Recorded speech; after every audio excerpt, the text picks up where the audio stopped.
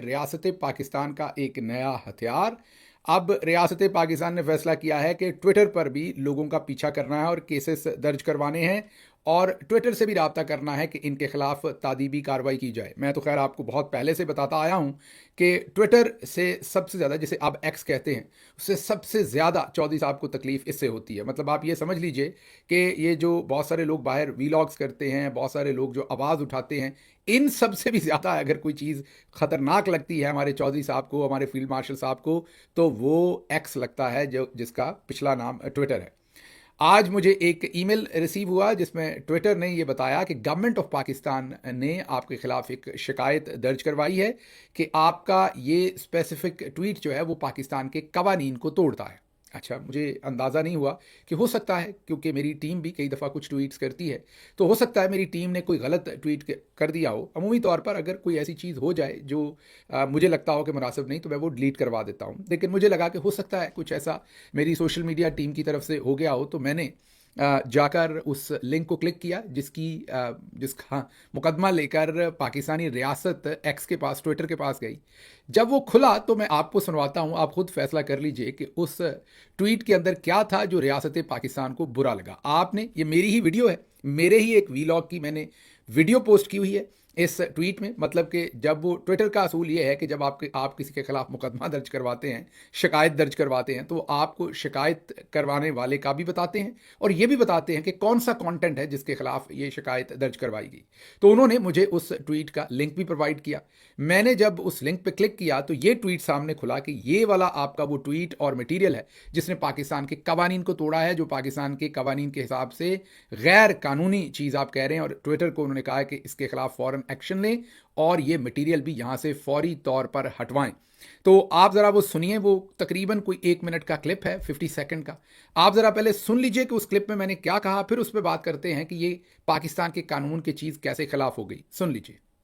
अलीमा खानम साहबा ने बताया कि आज पहली दफा उन्हें जो ड्रोन हमले हुए हैं उनके बारे में बताया गया। जब बताया गया तो उन्होंने उस पर बहुत ही गम और गुस्से का इजहार किया। उन्होंने खैबर पख्तूनख्वा हुकूमत को ये डायरेक्शन दी कि हमारे सूबे में ड्रोन अटैक नहीं होने चाहिए, इस पर भरपूर रद्द-ए-अमल दिया। जिस दिन ये ड्रोन हमला हुआ था उसी दिन हमने भी खैबर पख्तूनख्वा हुकूमत से यही गुजारिश की थी ट्वीट के अंदर कि आपको इसके ऊपर रद्द-ए-अमल देना चाहिए, क्योंकि अगर मैंने एग्जैक्टली लिखा था कि अगर इमरान खान आज आजाद होते, जेल में ना होते, तो वो इस पर मौसर आवाज उठाते, भरपूर रद्द-ए-अमल देते। और साथ मैंने कहा था कि खैबर पख्तूनख्वा हुकूमत से मेरी अपील है कि वो इसके ऊपर सख्त रिएक्शन दें, सख्त रद्द-ए-अमल भी दें और लाए-अमल भी बनाएं। खान साहब ने आज जब उनको बताया गया तो उन्होंने एग्जैक्टली यही पैगाम जेल से दिया। फिर उन्हें बताया गया कि फील्ड मार्शल बनाया गया है उनको, आसिम मुनीर साहब को। उन्होंने उसके जवाब में अलीमा खानम साहबा ने मीडिया को बताया कि इमरान खान साहब ने ये कहा कि फील्ड मार्शल नहीं बनाना चाहिए था, ये जरा थोड़ा कम है, बादशाह बना देना चाहिए। उन्होंने कहा कि पाकिस्तान में इस वक्त जंगल का कानून है तो उन्हें जंगल का बादशाह बना दे, बादशाह से कम बात चलती नहीं, बादशाह नहीं बादशाह। सुन लिया आपने।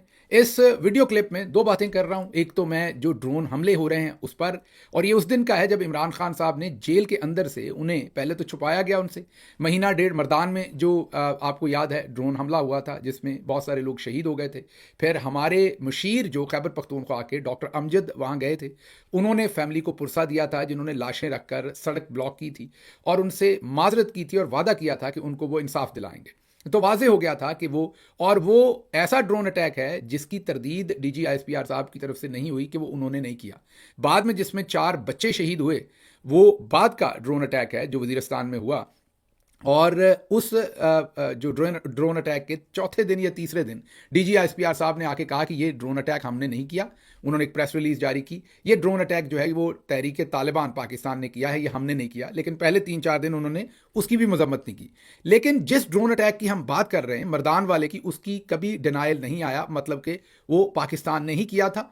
और शुरू में बल्कि हुकूमती लोग तो ये कहते रहे कि ये झूठ बोलते हैं, वहाँ पर कोई सिविलियन नहीं थी, ये सारे दहशतगर्द थे जो मारे गए हैं। खैर, खैबर पख्तूनख्वा हुकूमत ने बाद में उन सिविलियन को मेरे ख्याल में कंपनसेशन में जो पैसे दिए जाते हैं वो भी दिए।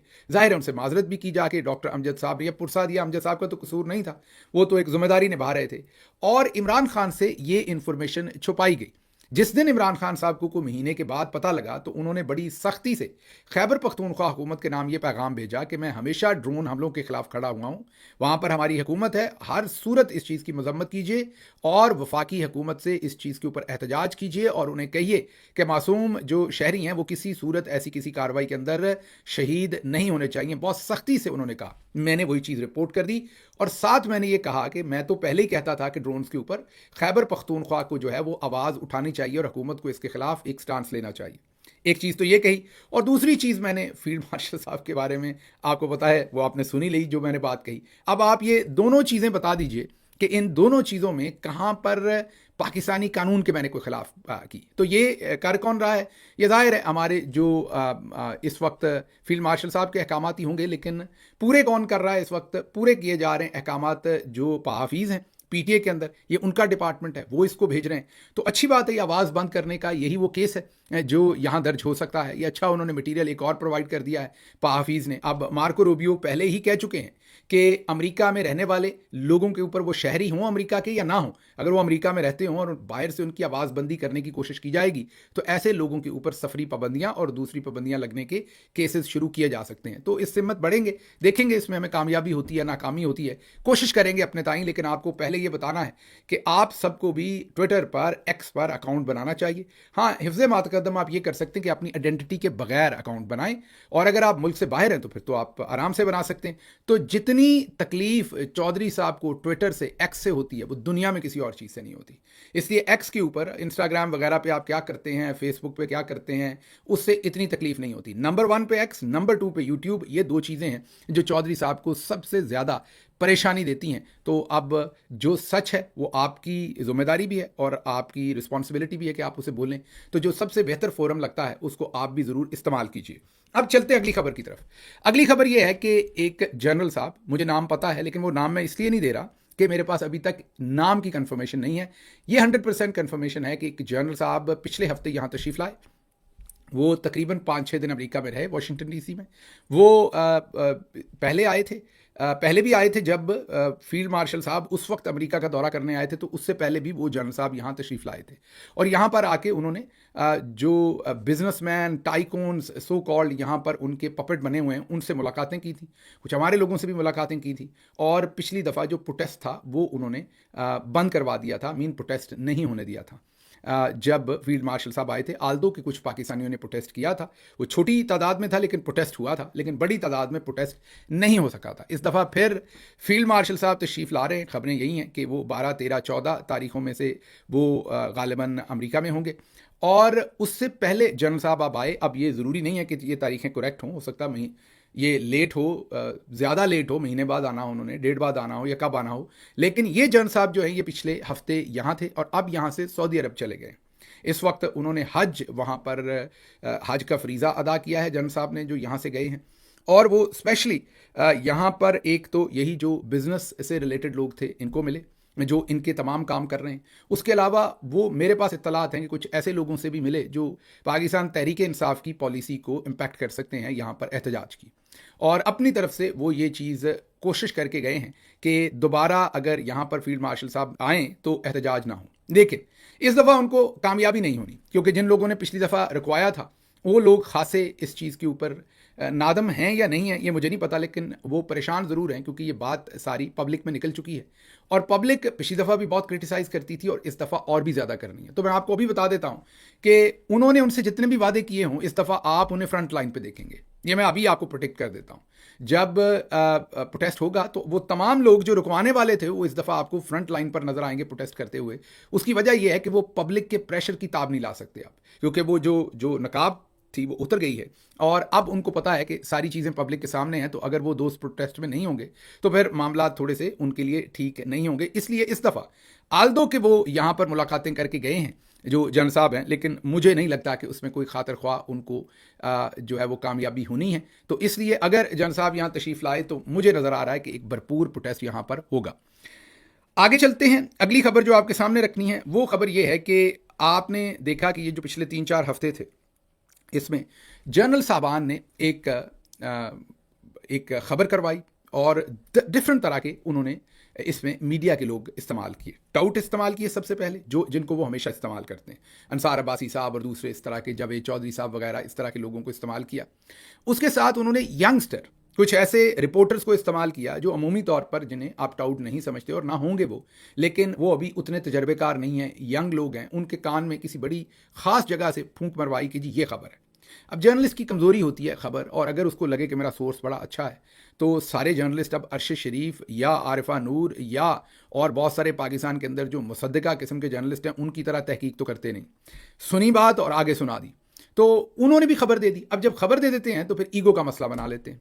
मतलब मुझे पता है कि एक उनमें से यंगस्टर सहाफ़ी ने, जो हमारे छोटे भाइयों की तरह है, उसने खबर दी और मैंने उसकी खबर के ऊपर जाके लिखा कि मेरे ख्याल में, मैंने अपना तज्जिया दिया कि मेरे ख्याल में ये ट्रक की बत्ती है, इसमें से कुछ नहीं निकलना। वो जो हमारा छोटा भाई है वो आपे से बाहर हो गया और उसने तो वापस हमारे कपड़े उतारने की कोशिश की कि ये आपने कहा कैसे, मैं अपनी खबर पर खड़ा हूँ। मेरी ऐसे सीरियस हो जाते हैं दोस्त कि जैसे खबर इन्होंने खुद बनाई हो।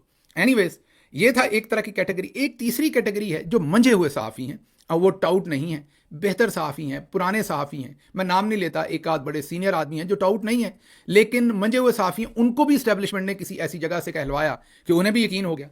वो तो इतना यकीन कर गए कि उन्होंने डेट दे दी हमारे उस दोस्त ने। उन्होंने कहा जी 5 तारीख से पहले वो रिलीज़ हो जाएंगे।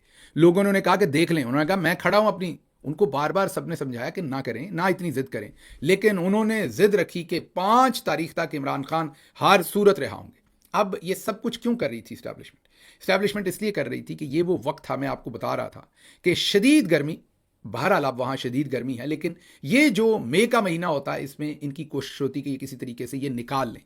जून, जुलाई, अगस्त काफ़ी गर्म मौसम होता है, इसमें इनको लगता है कि एहतजाज नहीं हो सकता। आगे इनके लिए प्रॉब्लम शुरू होती है मिड अगस्त के बाद, या सितंबर, अक्टूबर जो हैं, नवंबर, वो 3 महीने, या दिसंबर की भी कुछ डेटें जो हैं वो पहले 10 दिन तक इनको प्रॉब्लम होती है। उसके बाद सख्त सर्दी शुरू हो जाती है, 2-3 महीने फिर एहतजाज के लिए कोई मामला नहीं होता। तो ये जो मैं आपको बार बार बता रहा था कि ये मई का महीना गुजारना चाहते थे और उसके लिए इन्होंने ये सब कुछ किया ताकि एहतजाज ना हो। अब वो प्रूव हो गया, केस ना सुने गए ना लगे। अब ये जो जर्नलिस्ट दोस्त हैं इनको जाहिर है इसमें नदामत हुई है, हजीमत हुई है, शर्मिंदगी भी हुई होगी, लेकिन इनके लिए तो चलें, जो है जो दूसरे जर्नलिस्ट हैं उनके लिए ख़ास मेरा पैगाम ये है कि उस खबर के ऊपर फंसते हैं जिस खबर के डॉक्यूमेंट्स आप देख चुके हों ओरिजिनल। अगर आपको कोई ये बता रहा है कि ये फ्यूचर में होना है तो उस खबर में तो पहले ही 50% प्रोबेबिलिटी है ना होने की, अगर वो सच भी है सब कुछ। अगर वो सच भी है, फॉर एग्जाम्पल मैं ही किसी बंदे को बताता हूं कि मैंने फलां दिन फलां जगह होना है, तो अब वो बंदा ये खबर दे सकता है कि जी फलां दिन फलां जगह होना है, तो लोग अड़ जाते हैं कि जी मेरी तो डायरेक्ट बात हुई है। नहीं, इस तरह से नहीं होता। उसमें 50% प्रोबेबिलिटी तो है ना कि मैं अपना प्रोग्राम चेंज कर लूँ, मेरा प्रोग्राम चेंज हो जाए, किसी और का प्रोग्राम चेंज हो जाए जिसकी वजह से मेरा प्रोग्राम चेंज हो जाए। तो दोस्त जो हैं वो सुन के बात करके खबर दे देते हैं। अगर किसी का आप पॉइंट ऑफ व्यू कहते हैं तो आप ये कहें कि मुझे किसी ने ये बताया है कि ये हो रहा है, मुझे नहीं पता होता है कि नहीं, लेकिन किसी ने ये क्लेम किया है। जिसने क्लेम किया बड़ा जिम्मेदार बंदा है। लेकिन यहां पर तो खबर ऐसे देते हैं जैसे खबर हाथ से बनाई है, जैसे आप कहें ना कि ये ऑमलेट मैंने बनाया है, जी मुझे पता है इसमें 2 अंडे हैं, इस तरीके से खबर देते हैं। हालांकि सब सुनी सुनाई होती है, किसी चीज़ के बारे में कोई अदराक नहीं होता, कोई बैकग्राउंड नहीं होता, सिर्फ किसी ने कान में डाली होती है कि खबर आप दे दें, और दोस्त गलती करते हैं कि उसके ऊपर अड़ जाते हैं, खबर दे बैठते हैं, तो फिर ईगो का मसला बना लेते हैं और फिर उस पर पहरा देते हैं। और आप ज़रा गौर से देखें तो बड़े बड़े जय्यद जो सहाफ़ी दोस्त हैं उनके साथ अक्सर ये काम जो है वो होता है, और वजह मैंने आपको बता दी है कि वो क्या है। अगली खबर आपके सामने रख देते हैं। अगली खबर यह है कि फील्ड मार्शल साहब के बारे में जो इमरान खान साहब ने कल ट्वीट किया, उसने एक और बहुत बड़ा मसला खड़ा कर दिया। वो मसला क्या खड़ा किया है? एक तो इस ट्वीट के बाद आपको ये जाहिर हो गया कि इमरान खान साहब की कोई बात नहीं हो रही। नंबर 1, अगर बात होती तो इतना, इसे आप अटैकिंग कह लें, इसे आप एग्रेसिव कह लें, इसे एक सच्चा ट्वीट कह लें, इसे आप बिल्कुल नेकेड ट्रुथ कह लें, बगैर किसी डर खौफ के अपनी बात सबके सामने रखने की बात कह दें। इमरान खान साहब ने जो कह दिया कि जब इनको DGISI के ओहदे से हटाया गया तो इन्होंने जुल्फी बुखारी के तवसत से बुशरा बीबी से रब्ता किया और ये कहा कि मैं बाजी आपसे मिलना चाहता हूं ताकि आप इमरान खान साहब से बात करें और मुझे DGISI से ना हटाया जाए। और इस पर बुशरा बीबी ने इनकार कर दिया इस सारे मामले में आने से। तो खान साहब ने कहा कि अब जो जेल में बैठा कर्नल है वो फील्ड मार्शल साहब के कहने पर, उनकी मर्जी पर वो बुशरा बीबी को सारी अजियतें दे रहा है और बुशरा बीबी को तंग कर रहा है। अब इस बात से जो मसला खड़ा हुआ वो 2 से 3 है। नंबर 1 तो खान साहब ने बहुत ही बोल्ड स्टेटमेंट दी, और एक ऐसी स्टेटमेंट जैसे फील्ड मार्शल साहब बहुत नाराज़ होंगे, क्योंकि उनका जाहिर है इसके उनको तो अपने आप की बड़ी इंसल्ट फील हुई होगी इसमें। नंबर 1। नंबर 2, इससे यह साबित होता है कि खान साहब को डर ख़त्म हो गया है। उन्होंने अब अपने अल्लाह से जो भी कमिटमेंट है उनकी अपने कॉज के साथ, उसमें उन्होंने अपनी ज़िंदगी दांव पर लगा दी है। उनको ये है कि अगर अल्लाह ने लिखा हुआ तो मैं बाहर आऊँगा, अल्लाह ने नहीं लिखा हुआ, जो लिखा हुआ तो वो मुझे कबूल होगा। मतलब उन्होंने किसी इंसान से कोई तवक्कुआत नहीं रखी हुई, वो ऑल द वे जाकर सच बोल रहे हैं। ये दूसरी बात हुई। तो वो जो आपकी फ़िक्र है कि कल उन्होंने बाहर निकलना या परसों, उन्होंने आपको भी पैगाम दे दिया कि मैंने अपने असूलों पर कंप्रोमाइज़ करके, घुटने टेक के मैंने डील करके, जैसे नवाज शरीफ करके गया था, मैंने बाहर नहीं आना, इसलिए आप लोग भी उसी तरह से तैयार हो जाएं कि उन्होंने अपने कॉज के ऊपर कंप्रोमाइज़ नहीं करना। तीसरी जो बात इसमें से बड़ी इंपॉर्टेंट निकलती है कि हमारे फील्ड मार्शल साहब ने जिन खातून को बाजी कहा, जाहिर है अब खान साहब कह रहे हैं, जुल्फी बुखारी साहब भी हैं, या तो डिनाइल कर दें वो कि नहीं कहा था मैंने, जिन खातून को उन्होंने बाजी कहा, अब उसी बाजी को, बाजी हम जब किसी को कहते हैं तो जाहिर है कोई भी मुखालिफ भी हो, यकीन कीजिए, नवाज शरीफ साहब की मरियम साहबा पे तो हम तनकीद करते हैं, वो भी मैं बाजी कहता हूँ उन्हें। आप लोग कई दफ़ा सोचते हैं कि मैं अज़रा मजाक कहता हूँ, नहीं, हमारी सोसाइटी में ख़वातीन का एहतराम करना चाहिए, वही करते हैं, कोशिश करते हैं जो भी हमसे हो पड़े। अब नवाज शरीफ साहब की एक और बेटी भी है, वो हमारी बहन है, हमने कभी जिक्र नहीं किया, ना कर सकते हैं। अगर कल को फॉर एग्जांपल हमारी हुकूमत में कोई ऐसी किसी खातून को सज़ा देने की सोचे, और यकीन कीजिए अगर हमारी हुकूमत में किसी ने ट्राई की किसी भी मुखालिफ की खातून को, तो कम अज़ कम मैंने अपनी कैपेसिटी में रोकने की कोशिश की कि ये काम दुरुस्त नहीं है। हमारी वैसे तो हुआ ही नहीं, लेकिन अगर कहीं इक्का दुक्का ऐसा कुछ हुआ तो मेरा ओपिनियन वहाँ पर हमेशा ये था कि ये दुरुस्त नहीं है, ख़वातीन को इसमें से बाहर रखना चाहिए, अनलेस के कोई खातून पॉलिटिक्स में है जैसे मरियम साहबा हैं। तो अब जो बुशा बीबी हैं वो तो सियासत में नहीं है, उनको आप बाजी भी कहते रहें, एक शख्स जिसको बहन कहता रहा हो उसके साथ ये सब सलूक, ये समझ से बाहर है। और अगर आप ये कहते हैं कि नहीं उनके साथ ये सलूक होना चाहिए, तो फिर आपको उस वक्त उन्हें बहन नहीं कहना चाहिए था। तो फिर ये तो हिपोक्रेसी हुई, आप उधर भी खेल रहे हैं और उधर भी खेल रहे हैं। अगली खबर आपके सामने रखते हैं।